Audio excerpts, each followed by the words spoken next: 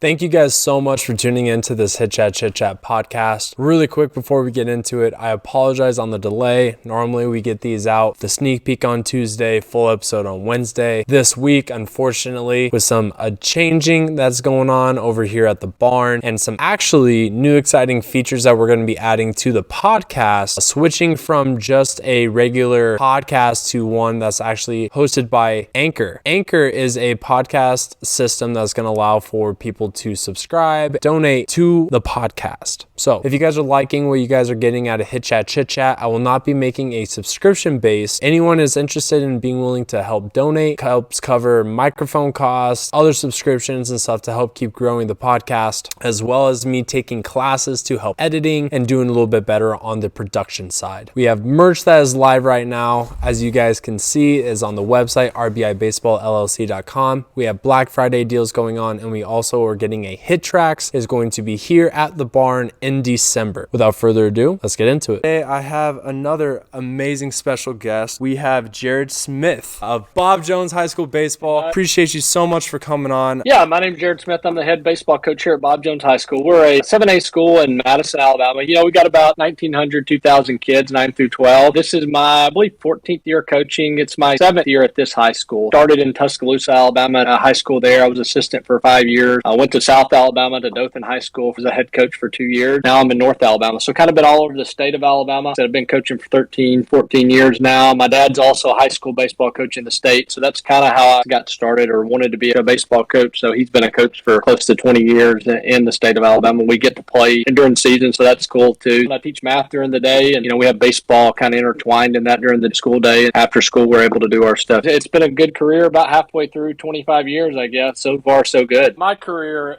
it ended pretty quickly. I was a decent high school player, but I knew early on I was undersized in college baseball. But I wanted to be around the game. I always loved the game, always interested in all the different parts of it. So I wanted to stay in baseball. I just didn't know how. Probably 10th or 11th grade. I really liked math, but then I went to like an engineering thing at a college and I hated it. I was like, this is boring. Nothing against those guys. I just didn't want to do that the rest of my life. So then I decided, well, I'll teach math, be able to do that, which I love numbers, and then I can still coach baseball. And, at the time, really played basketball in high school too, surprisingly. So I wanted to really coach baseball or basketball, and it was kind of funny how it worked out. Had a job lined up out of college. I was going to be a basketball assistant and then a football assistant. Basically have to do football in Alabama if you're going to start out coaching. So you have to do that whether you want to or not, basically.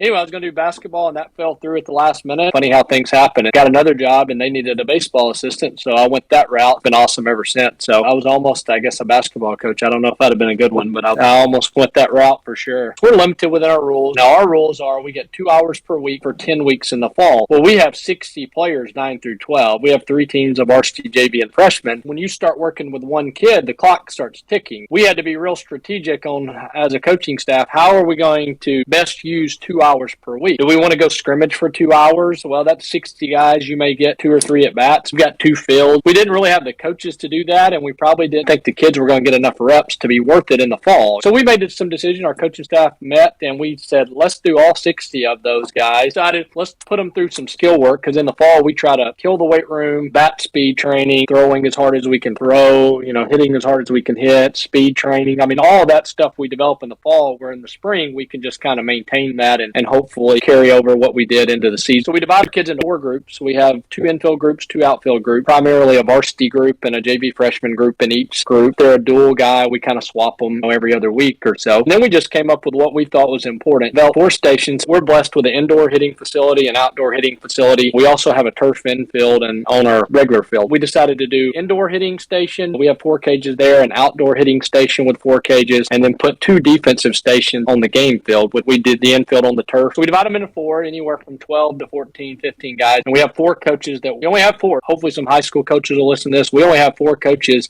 in the fall. 1 coaches football, and we're kind of short-handed. So we do it with 4 coaches. I run the inside hitting. Freshman coach runs the outside hitting. Coach Caleb Rogers runs our infield, and then our pitching coach Hunter Smothers runs the outfield. So we have those 4 stations, and then we just divided those up into what we wanted to accomplish, whatever aspect. So